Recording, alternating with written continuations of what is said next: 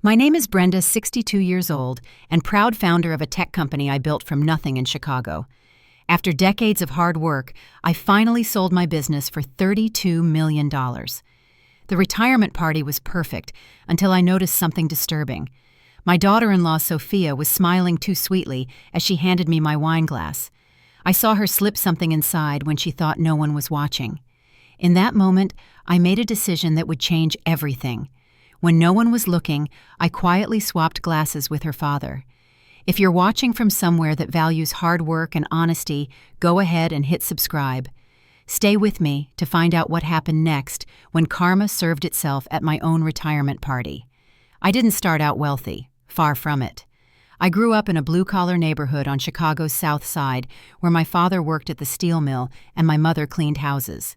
We weren't poor, but every dollar was accounted for. Computers fascinated me from the moment our high school got its first lab in 1978.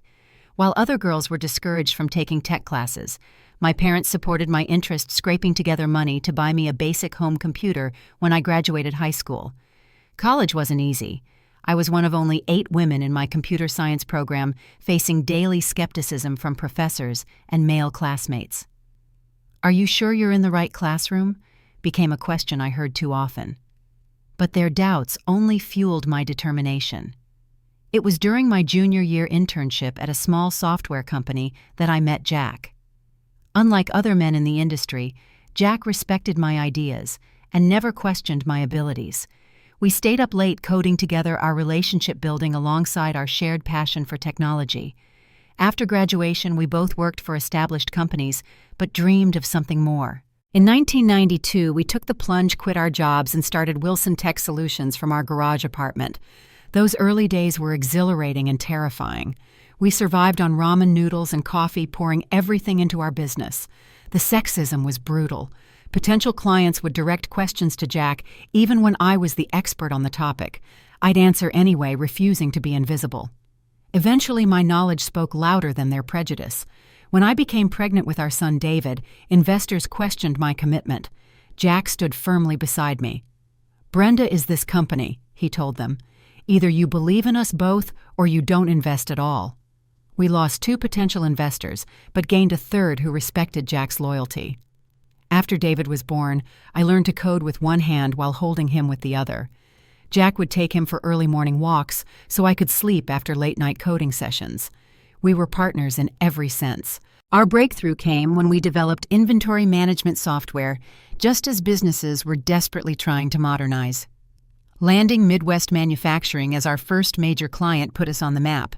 Their CEO took a chance on our small company because, as he later told me, "You explained complex systems in ways that made sense to someone who still used a typewriter." We rode the dot-com boom with cautious optimism, expanding to 30 employees, but maintaining manageable debt. When the bust came, we survived while bigger companies collapsed because we'd built on solid foundations rather than hype. Jack was my rock through it all, which made it unbearable when 10 years ago he clutched his chest during a client meeting and was gone before the ambulance arrived. Heart attack at 52. No warnings. The grief was overwhelming. For 2 weeks, I barely functioned.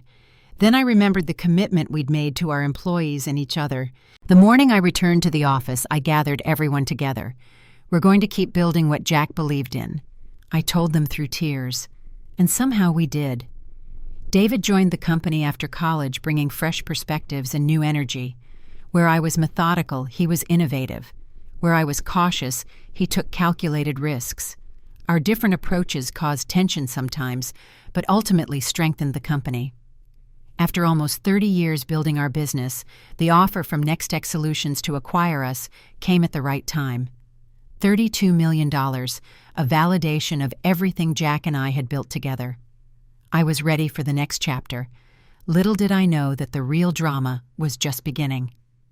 David met Sophia at a tech conference in San Francisco 4 years ago. I remember the phone call vividly. "Mom, I met someone amazing," he said, his voice carrying an excitement I hadn't heard since he was a boy getting his first computer. Sophia was undeniably beautiful when I met her a month later. Tall, elegant, with perfect hair and a dazzling smile. She worked in marketing for a competing software company, and her knowledge of the industry impressed me initially. "It's so wonderful to finally meet you," Sophia said, embracing me. "David talks about you constantly." I welcomed her warmly, but something felt rehearsed in her enthusiasm.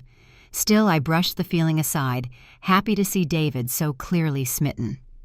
Over dinner that night, I noticed Sophia's eyes lingering on the artwork in my home, assessing the furniture, studying my jewelry. When conversation turned to David's childhood, she seemed disinterested until I mentioned the college fund I'd established for him. "You were so forward-thinking," she commented. "Financial security is everything." Within 3 months, they were engaged. The wedding planning quickly spiraled beyond anything I'd imagined for my son.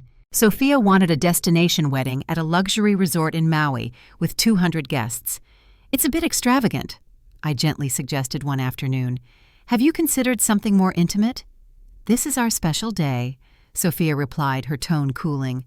"Besides, my father agrees it's important to make the right impression." That was my first introduction to Harold and Elaine Bennett.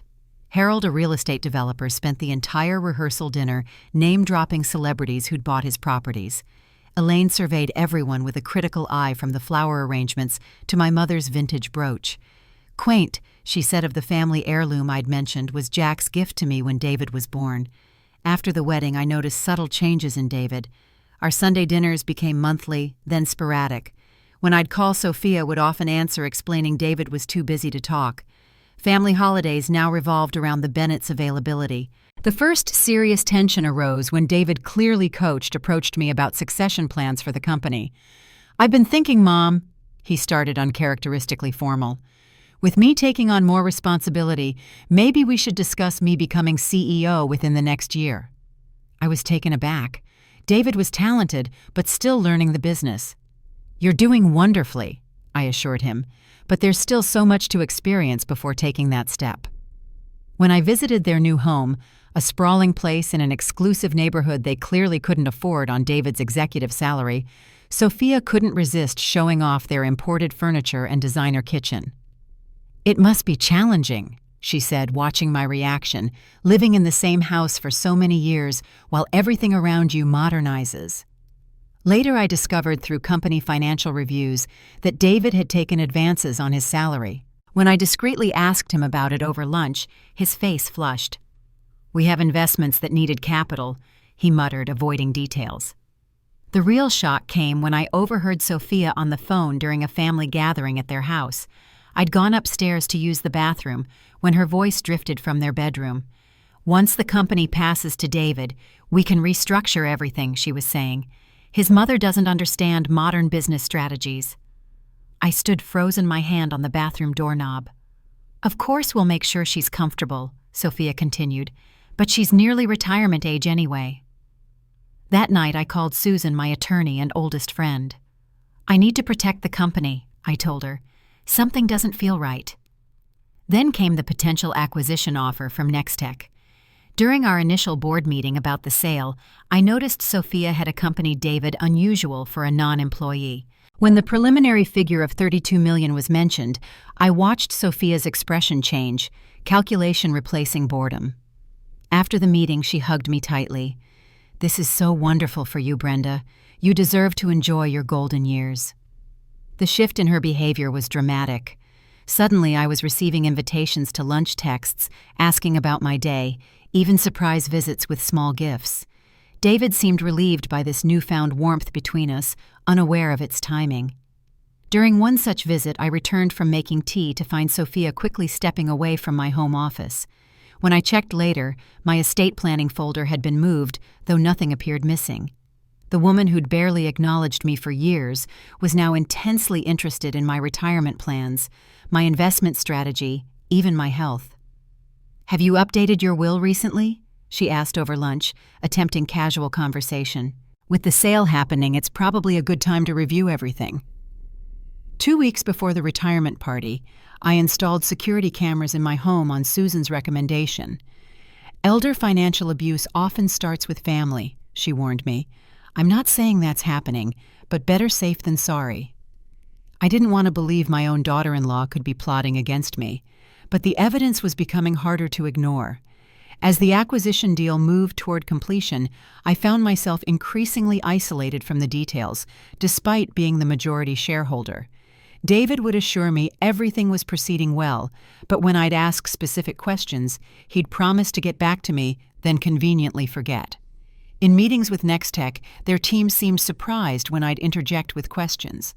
"We were told you were stepping back during the transition," their CEO mentioned casually. I learned that Sophia had been introducing herself to business contacts as part of the Wilson Tech leadership team, despite having no official role.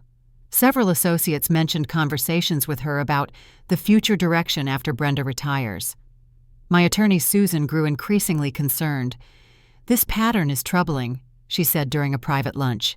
"Have you been very clear about your intentions for the money after the sale? I had planned to place the bulk in carefully structured investments with generous provisions for David, but maintaining control of my assets. David will be well taken care of," I explained, "but this is my retirement security." "Document everything," Susan advised, "and consider getting a financial guardian assigned now while your competency isn't in question." The suggestion stunned me. "You think they'd try to declare me incompetent?" Susan's expression was grave. "I've seen it happen over smaller amounts than $32 million. The sale was finalized a week before my retirement party. The board meeting was cordial with champagne and congratulations. As we left the building, I caught Sophia whispering to Harold in the parking lot, their expressions serious, until they noticed me approaching. "Just discussing the party details," Sophia said brightly. "We want everything perfect for your big celebration." I'd originally planned a small gathering at my favorite restaurant, but Sophia had insisted on hosting at my lakeside home. "You should celebrate in the place you love most," she'd argued. When I agreed, she immediately took over the planning, creating guest lists, arranging catering, even suggesting I give her a house key to help with deliveries. Her father called me directly about the alcohol. "I know a premium bartending service," Harold insisted. "Only the best for this milestone." I thanked him but quietly arranged my own staff through Susan's husband's restaurant. When Sophia found out, her disappointment was barely concealed. The day before the party, I overheard another troubling phone call while Sophia was supposedly helping with decorations.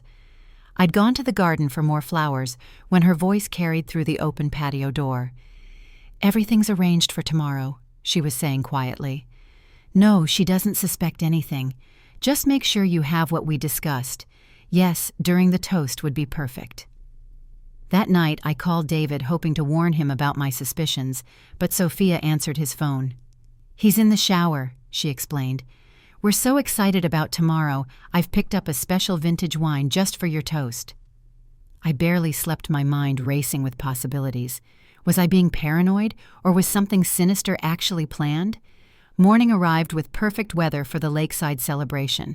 I dressed carefully in a blue silk dress Jack had always loved. My emotions conflicted between genuine pride in my career achievements and dread about what might unfold. Susan arrived early, hugging me tightly. "The security system is recording," she whispered. "Whatever happens, we'll have evidence." I nodded, grateful for her foresight, as the first guests began to arrive.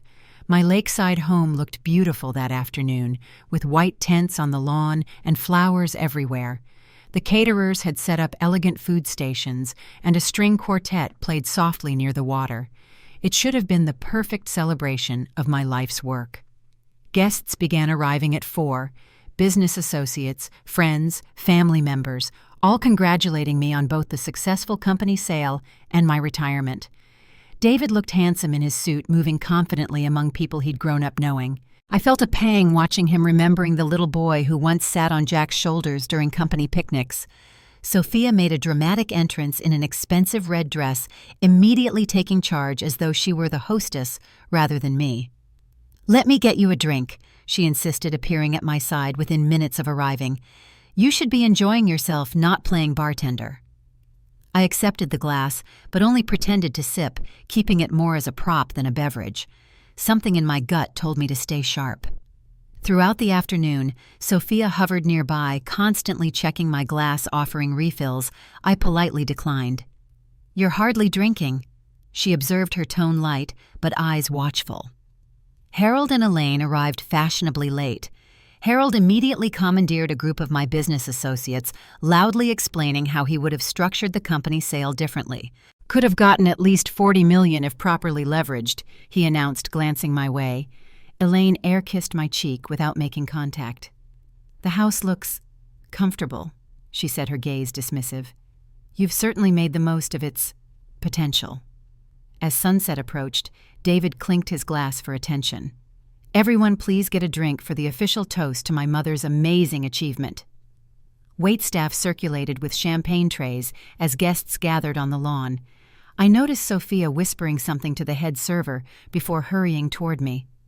"I have your special wine," she said, presenting a glass with unnecessary flourish.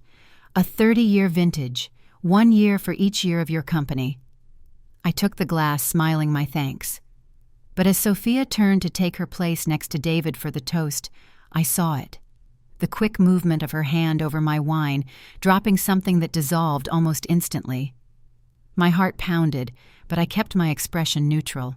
Years of business negotiations had taught me to hide my reactions. I needed to think quickly. As guests positioned themselves for the toast, I moved casually through the crowd, wine glass held carefully. I spotted Harold standing alone near the dessert table, his own glass temporarily abandoned as he sampled a chocolate truffle. With a deliberate motion that appeared accidental to anyone watching, I set my glass down beside his, then picked up his glass when he turned to speak with another guest. Sophia, watching from across the lawn, saw me holding what she believed was the doctored drink. Her satisfied smile sent chills through me. David began his toast, his voice carrying across the gathering. "To my mother, who built something extraordinary from nothing." As everyone raised their glasses, Harold retrieved what he thought was his drink, actually my tampered wine, and drained it completely during the toast. I pretended to sip, watching Harold over the rim of my glass. Sophia's attention had shifted to her father as well, her expression morphing from satisfaction to growing horror as she realized what had happened. For the next 20 minutes, everything seemed normal. Guests mingled, sharing stories about my career. I kept Harold in my peripheral vision while maintaining conversations. Then it started. Harold's booming voice became slurred mid-anecdote. He stumbled slightly, catching himself against a chair. A business associate asked if he was feeling well. "I'm perfectly fine," Harold insisted, his words running together. "Just a little warm."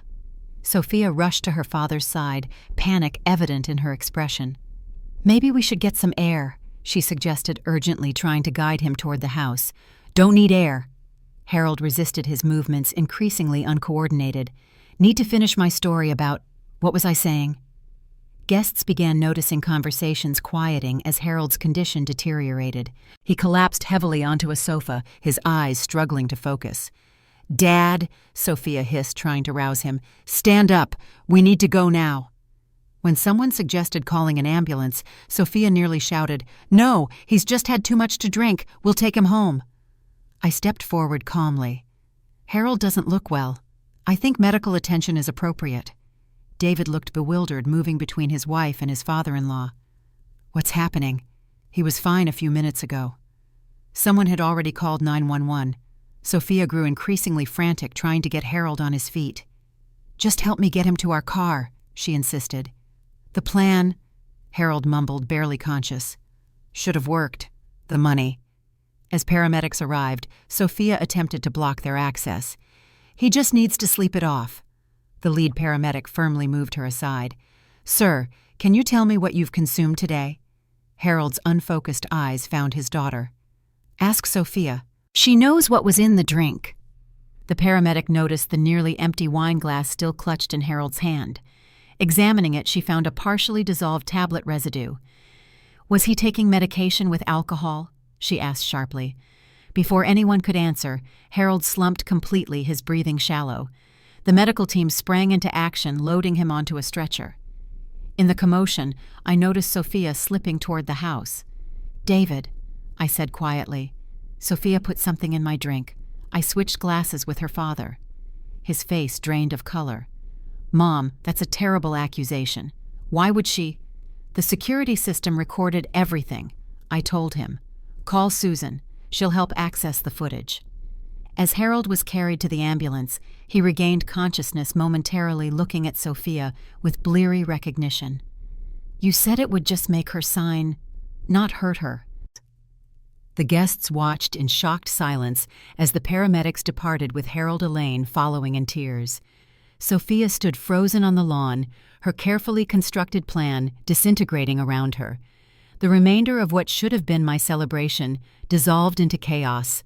Guests made awkward departures, murmuring sympathies and congratulations in the same uncomfortable breath. David paced the living room, running his hands through his hair repeatedly, his world collapsing. "This can't be happening," he kept saying. "There must be some explanation." Susan had arrived with her laptop connecting to my home security system. "The cameras in the kitchen and main room should have captured everything," she explained, typing rapidly.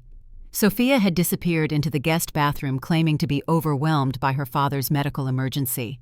I knew she was buying time, possibly disposing of evidence. "Here," Susan said, turning the screen toward us. The footage clearly showed Sophia in my kitchen earlier that afternoon, removing something from her purse and placing it in her bra. Another camera angle captured her intercepting a wine glass from the server, then quickly dropping what appeared to be a crushed pill into it before bringing it to me. David's face crumpled as he watched. "I don't understand," he whispered.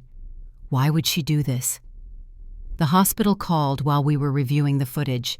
Harold was stable but heavily sedated. Tests had found a combination of sedatives and medication that could cause memory impairment in his system.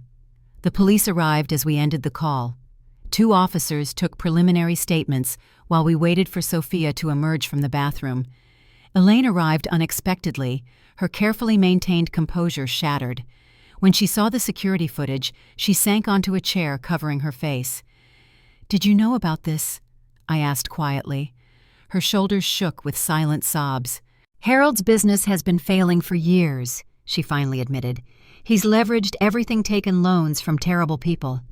When Sophia told us about the company sale..." She couldn't continue. When Sophia finally emerged, she froze at the sight of police officers in the living room. "Mrs. Wilson," one officer addressed her formally, "we need to ask you some questions about an incident involving your father." "He had too much to drink," Sophia insisted, her voice high and brittle. "He has a medical condition he doesn't like people knowing about." The officer gestured to the laptop. "We've reviewed some concerning footage from today's event." Panic flashed across Sophia's face. She turned to David, reaching for his hand. "Baby, this is all a misunderstanding. Your mother has always been jealous of us. She's manipulating you." David stepped back from her touch. "Stop lying, Sophia. I saw the video myself." "What video? I don't know what you're talking about," the officer sighed. "Ma'am, we need to check your purse."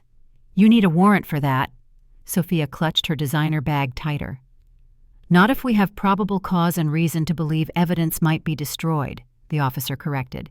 "And your husband can grant permission since it's his home too." David nodded wordlessly.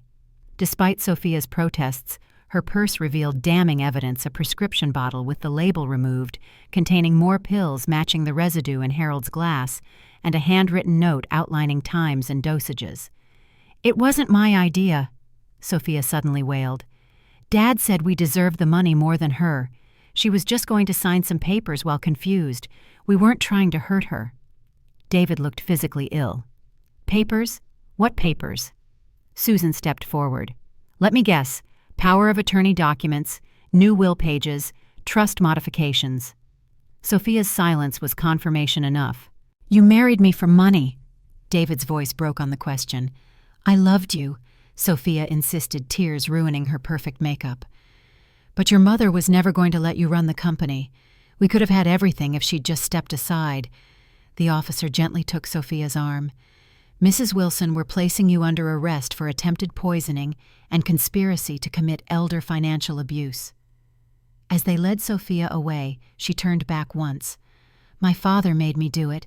He said we'd lose everything if I didn't help." After the police left with Sophia, Elaine approached me, her expression ravaged. "I didn't know the extent of their plan," she whispered.